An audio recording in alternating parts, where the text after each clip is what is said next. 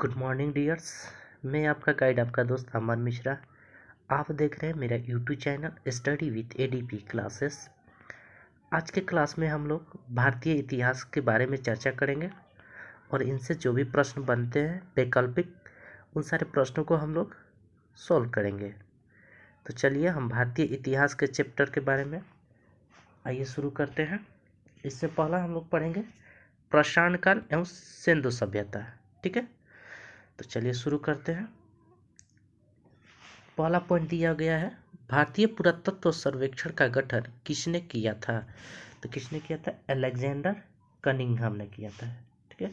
दूसरा पॉइंट है, मानवीय विकास के संबंध में हाल ही में खोज की गई कड़ी कौन से जीवाश्म की खोज है? ठीक है, होमो नैलेडिन का खोज है। ठीक है।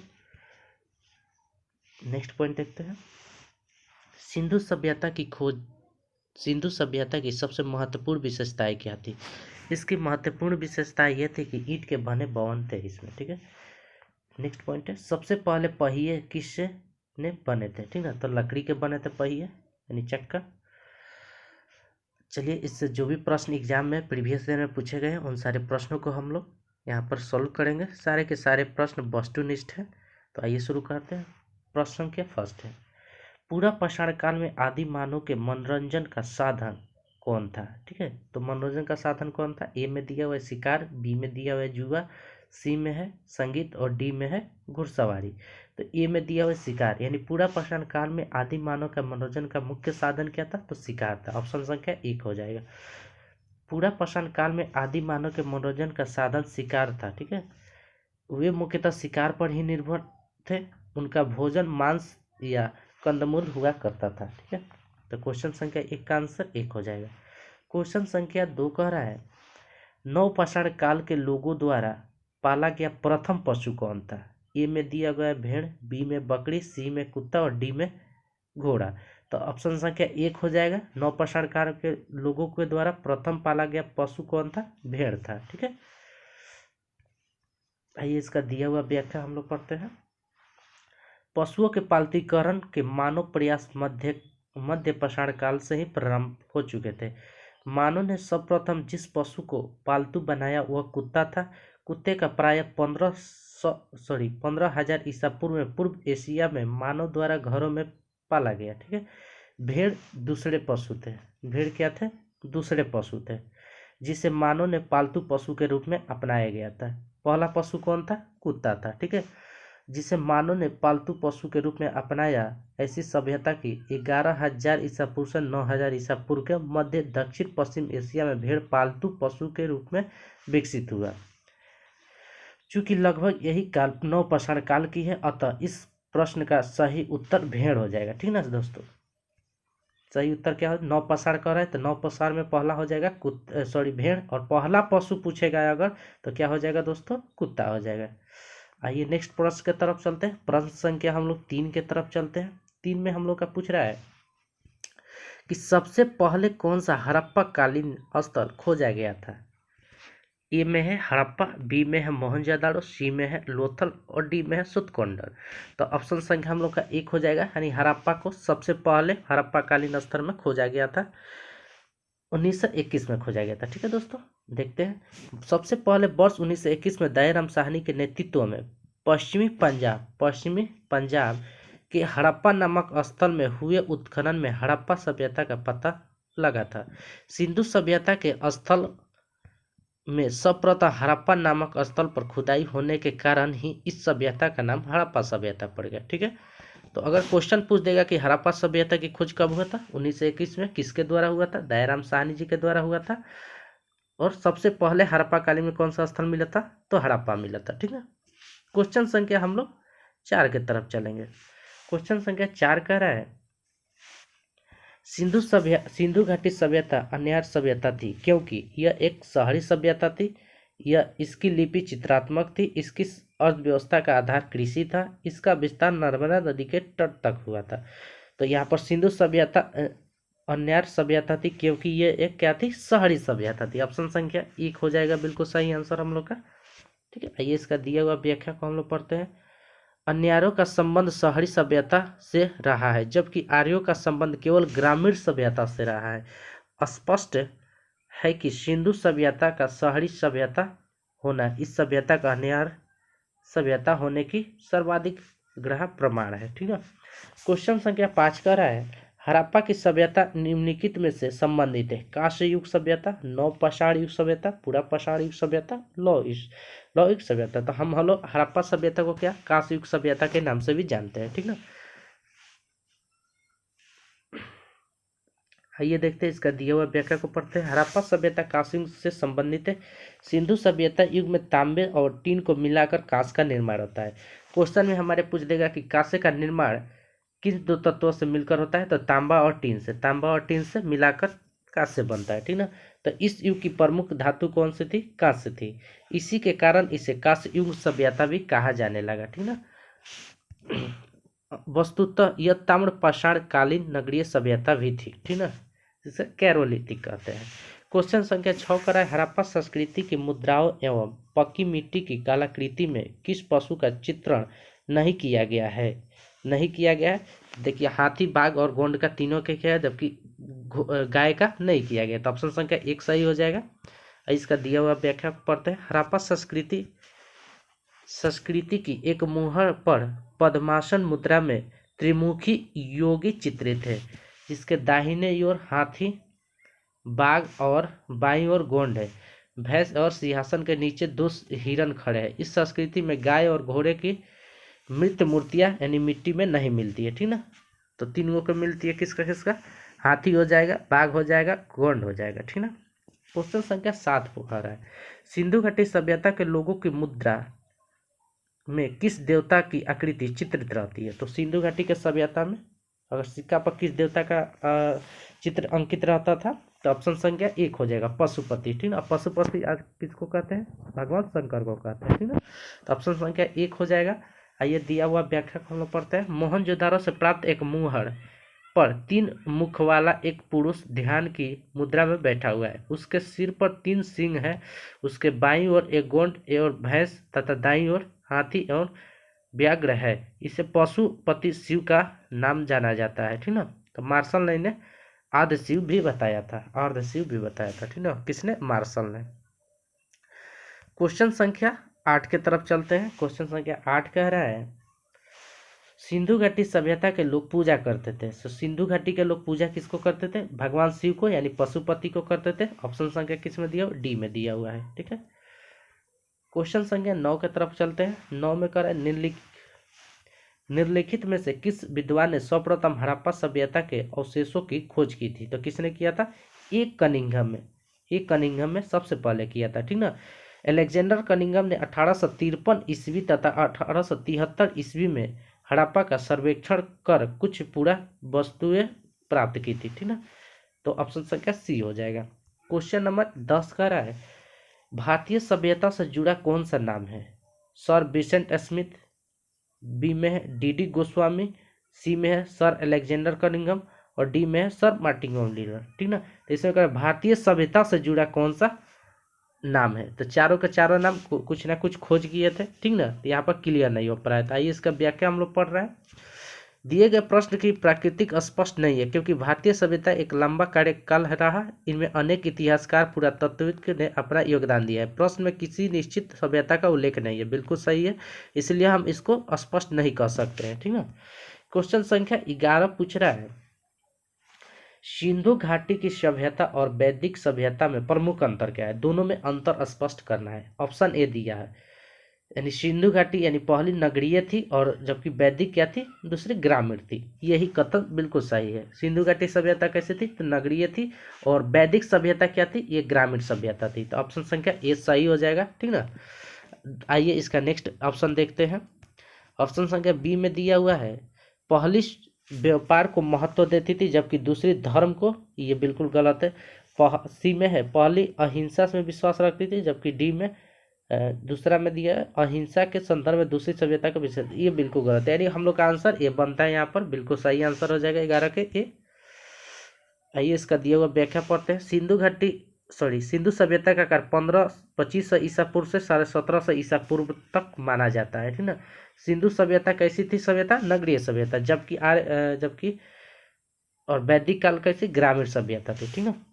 क्वेश्चन संख्या 12 पूछ रहा है, सिंधु घाटी सभ्यता की लिपि कैसी थी? लिपि कैसी थी? तो उसकी लिपि अभी तक हम लोग पहचान नहीं पाए हैं, ठीक ना, स्पष्ट नहीं हो पाए, तो ऑप्शन संख्या डी में दिया है, अभी तक सही पहचान नहीं हो पाई। यानी सिंधु घाटी सभ्यता चित्रात्मक लिपि प्रचलित थी। इस लिपि में लगभग 400 अक्षरों का प्रयोग किया गया था। इसी कारण सिंधु सभ्यता का अर्ध ऐतिहासिक सभ्यता के वर्ग में रखा जाता है, जिसे अभी तक पढ़ा नहीं जा सकता है। तो ऑप्शन संख्या क्या हो जाएगा? डी हो जाएगा। काफी महत्वपूर्ण प्रश्न है, ठीक ना। क्वेश्चन संख्या 13 पूछ रहा है, निम्नलिखित में से किसे मृतकों का टीला कहते हैं? तो मृतकों का टीला कहते हैं मोहनजोदाड़ो को मृतकों का टीला कहते हैं, ठीक ना। यानी मोहनजोदाड़ो शब्द का अर्थ सिंधी भाषा में मृतकों का टीला होता है। किस भाषा में? सिंधी भाषा में। तो ऑप्शन संख्या क्या हो जाएगा? 13 का बी हो जाएगा। क्वेश्चन नंबर 14 है, मोहनजोदड़ो कहाँ स्थित है? मोहनजोदड़ो कहाँ स्थित है? ये सिंध में, सिंध प्रांत में स्थित है, सिंध पाकिस्तान में पड़ता है। आइए देखते हैं इसका व्याख्या। मोहनजोदड़ो सिंधु सभ्यता की एक प्रमुख नगर थी, बिल्कुल सही है। यह सिंध प्रांत यानी पाकिस्तान में के लड़काना जिले में स्थित है, ठीक है। मोहनजोदड़ो की खोज सर्वप्रथम 1922 में रखाल दास बनर्जी ने किए थे, और हड़प्पा को किसने किया था? दयाराम साहनी ने 1921 में किए थे, 1921 में किए थे, ठीक ना। तो ये 2 पॉइंट हम लोग याद रखेंगे, ठीक है। मोहनजोदड़ो कहाँ है? सिंध में स्थित है, जो कि पाकिस्तान में आज के डेट में पड़ता है।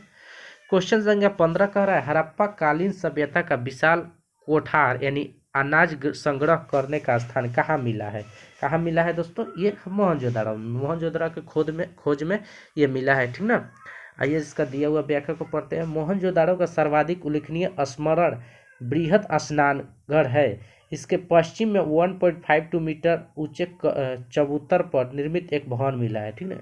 पूर्व से पश्चिम 45.72 मीटर लंबा और उत्तर से दक्षिण की ओर 22.86 मीटर चौड़ा है। इसे मार्टिमर हिलर ने अनाय घर बताया था।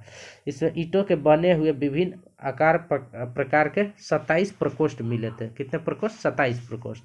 तो क्या हो जाएगा? हड़प्पा कालीन की सभ्यता का विशाल कोठागार कौन है? मोहनजोदड़ो में खोज की थी, जिसमें अनाज रखा जाता था, ठीक ना। क्वेश्चन संख्या 16 कह रहा है, अमाड़ी जो हड़प्पा सभ्यता का एक स्थल था किस प्रांत में स्थित है? तो ये है पाकिस्तान में आज के डेट में, जिसको सिंध प्रांत में ये है, ठीक ना। अमड़ी हड़प्पा सभ्यता का प्रमुख स्थल था, जो पाकिस्तान के सिंध प्रांत में, बिल्कुल सही है। क्वेश्चन संख्या 17 का है, सिंधु घाटी सभ्यता के अवशेष चिन्ह बतलाते हैं कि लोगों का मुख्य धंधा क्या था? तो अवशेष वहाँ के जो सिंधु घाटी की सभ्यता की खोज हुई थी, तो उसमें लोगों चिन्ह कुछ अवशेष मिले थे। उन अवशेषों से हमें पता चलता है कि वहाँ उस समय के लोगों का मुख्य जो धंधा था, मुख्य व्यापार था, वो क्या था? कृषि था, ठीक ना। यानी ऑप्शन संख्या 1 हो जाएगा, कृषि पर निर्भर रहते थे। क्वेश्चन संख्या, आइए इसका दिया हुआ व्याख्या को पहले हम लोग पढ़ लेते हैं थोड़ा। सिंधु निवासियों के जीवन का मुख्य उद्यम कृषि कर्म था, ठीक ना। सिंधु तथा उसकी सहायक नदियां प्रति वर्ष उर्वरा मिट्टी बहाकर लाती थी, जिन्हें पैदावार काफी अच्छी होती थी। यहाँ के प्रमुख खाद्यान्न गेहूं और जौ था, 2 गो था, ठीक ना, गेहूं और जौ।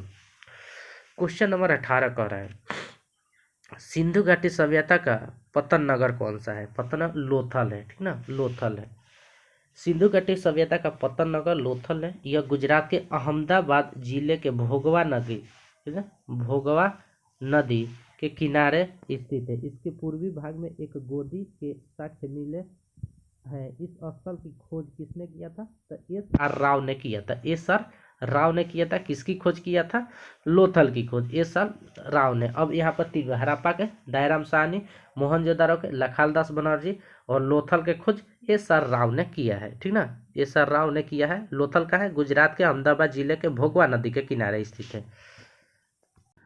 आइए दोस्तों क्वेश्चन संख्या 19 की तरफ चलते हैं। क्वेश्चन संख्या 19 कह रहा है, निम्नलिखित में से कौन सा स्थल भारत में नहीं है? ठीक ना, भारत में नहीं है। ऑप्शन 4 दिया हुआ है, आइए पढ़ते हैं। पहला हड़प्पा, दूसरा कालीबंगा, तीसरा रंगपुर, चौथा रोपड़ है, ठीक ना। हड़प्पा कहाँ है दोस्तों? हड़प्पा पूरा स्थल पाकिस्तान के पंजाब प्रांत में है, ठीक ना। पाकिस्तान के कहाँ है? पाकिस्तान के पंजाब प्रांत में है, ठीक ना। तो ऑप्शन संख्या ए हो जाएगा बिल्कुल सही आंसर। और मोहनजोदाड़ो दिया रहा था, मोहनजोदाड़ो भी कहाँ है, पाकिस्तान का सिंध प्रांत में है। लोथल कहाँ है, अहमदाबाद के गुजरात में है, ठीक ना। आइए नेक्स्ट देखते हैं क्वेश्चन संख्या 20 कह रहा है, इनमें से कौन एक हड़प्पा सभ्यता की पूर्वी सीमा का निर्धारण करता है। ऑप्शन ए है लोथल, बी है कालीबंगा, सी है आलमगीरपुर और डी में है डाबरकोट। तो ऑप्शन हम लोग देखेंगे, ये क्वेश्चन कर रहा है एक हड़प्पा सभ्यता के पूर्वी सीमा का निर्धारण कर रहा है, निर्धारण करता है। तो ऑप्शन सी में है पूर्वी सीमा आलमगीरपुर है, ठीक ना, आलमगीरपुर है। हड़प्पा सभ्यता के पूर्वी सीमा आलमगीरपुर कहाँ है दोस्तों, उत्तर प्रदेश में है, ठीक ना। सिंधु सभ्यता के पश्चिमी पूरा स्थल सुतकोंडा जो बलूचिस्तान में, और उत्तरी पूरा स्थल मंडा जम्मू कश्मीर में है, ठीक ना। दक्षिणी पूछेगा तो दैमाबाद महाराष्ट्र में है। तो यहाँ पर क्या पूछ रहा है, पूर्वी पूछा है, तो पूर्वी क्या हो जाएगा, आलमगीर हो जाएगा, आलमगीरपुर जो कि उत्तर प्रदेश में है। अगर यहाँ पर पूछ देता दोस्तों लोथल कहाँ है, लोथल कहाँ है, तो लोथल हम लोग अभी पढ़े हैं, अब अहमदाबाद के, गुजरात के अहमदाबाद के भोगवा नदी के किनारे स्थित है, ठीक ना। क्वेश्चन संख्या 21 कह रहा है, हड़प्पा सभ्यता का कौन सा स्थल भारत में नहीं है, ठीक ना, भारत में नहीं है। बालाकोट, बालाकोट हम लोग जानते हैं ये कहाँ है दोस्तों, ये वर्तमान के पाकिस्तान के दक्षिणी भाग अरब सागर के किनारे और मोहनजोदड़ो नदी से दक्षिण पश्चिम दिशा में स्थित है, जहां बालाकोट एयर स्ट्राइक ने भारत ने किया था, भारतीय सैनिक ने किया था, ठीक ना।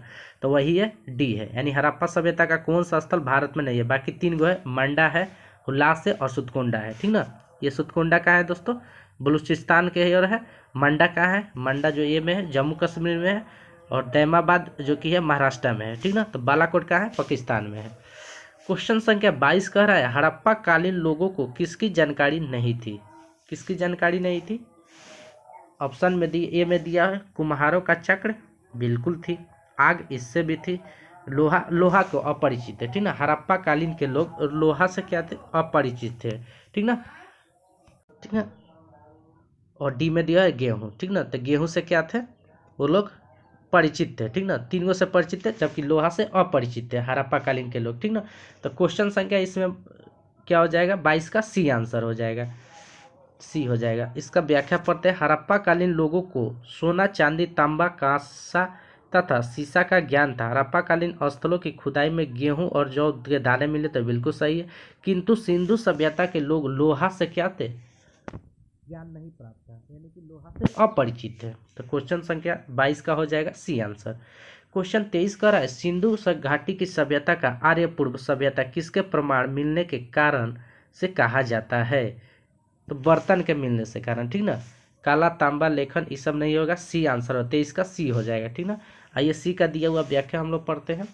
सिंधु घाटी की सभ्यता में प्राप्त मृत भांड यानी मिट्टी के बर्तनों के आधार पर इसकी सभ्यता का आर्य पूर्व सभ्यता कहा जाता है। ऋग वैदिक काल में मृत भांड में काले और लाल मृत भांडों की प्रधानता होती है, जबकि सिंधु सभ्यता में विभिन्न प्रकार के मृत भांड होते हैं। आज भी मिट्टी के बर्तन बनता है, तो उसमें देखते हैं हम लोग लाल रंग से तो काला रंग से उसमें डिजाइन किया जाता है, वही कह रहा है, ठीक ना। तो ऑप्शन संख्या सी हो जाएगा 23 का। क्वेश्चन संख्या कह रहा है 24 में कह रहा है, निम्नलिखित में से कौन सा कथन सिंधु सभ्यता के संबंध में सही है। ए में दिया उनके घर ईंटों के बने हुए थे, बी में कह रहा है सभा भवन की खोज मोहनजोदड़ो से हुई है, डी में कह रहा है घरों की निर्माण योजना में खुला चौक मुख्य लक्ष्य, और डी में उपयोग, यानी सभी के सभी जो है बिल्कुल सही आंसर है, ठीक ना। सभी के सभी सही आंसर है, 24 का डी हो जाएगा। इसका व्याख्या हम लोग पढ़ते हैं। सिंधु घाटी सभ्यता में घरों के निर्माण में ईंटों का प्रयोग किया गया था।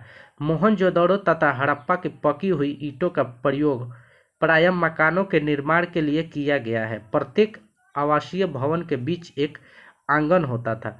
इनके 3 या चारों ओर 4-5 कमरे होते थे, एक रसोई घर और एक स्नान घर, ठीक ना, एक स्नान घर बना होता था।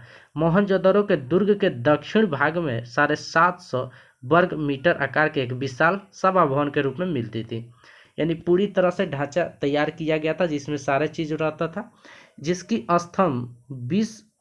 छत 20 स्तंभों पर टिकी हुई थी, ठीक ना, 20 कॉलम पर। यद्यपि कहीं कहीं कच्ची ईंटों का भी प्रयोग किया जाता था, जैसे कि कालीबंगा, ठीक ना। तो ऑप्शन संख्या क्या हो जाएगा दोस्तों, ऑप्शन संख्या हम लोग का डी हो जाएगा, ठीक ना। ऑप्शन संख्या क्या हो जाएगा, डी हम लोग का सही आंसर हो जाएगा। आइए क्वेश्चन संख्या हम लोग 25 की तरफ चलते हैं। 25 में कह रहा है कि सिंधु घाटी सभ्यता की पहचान निम्न में से है। पहला है सुंदर मूर्तियां से, दूसरा है धर्म और दर्शन शास्त्र से, तीसरा है आर्थिक और सामाजिक सुधार से, चौथा है शहर योजना प्रणाली से।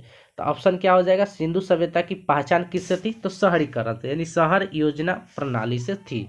सिंधु घाटी सभ्यता का मुख्य विशेषता शहर योजना प्रणाली थी, ठीक है। सिंधु घाटी में चौड़ी सड़क एक दूसरे को लंबवत काटती थी, ठीक ना।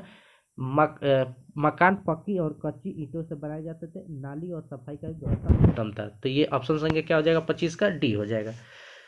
क्वेश्चन संख्या 26 कर रहा है, सिंधु घाटी सभ्यता का ज्ञान मिलता था, कहाँ से मिला है? पुरातात्विक उत्खननों से, ठीक ना। पुरातात्विक उत्खननों से सिंधु घाटी की सभ्यता का ज्ञान मिलता था। क्वेश्चन संख्या 27 कर रहा है, 27 में है, मानव द्वारा सर्वप्रथम किस धातु का प्रयोग किया गया? तो हम लोग जानते हैं तांबा का सबसे पहले मानव द्वारा प्रयोग किया गया था, तांबा का प्रयोग किया गया था। मानव द्वारा सर्वप्रथम प्रयोग में लाई गई धातु कौन सी थी? तांबा थी, जिसकी आरंभिक स्थिति 5000 BC, ठीक ना, अर्थात नवपाषाण काल तक। वैसे विश्व परिदृश्य पर दृष्टिपात करें तो तांबा के उपयोग के आरंभिक स्थिति उत्तरी इराक में 8700 ईसा पूर्व में होता है।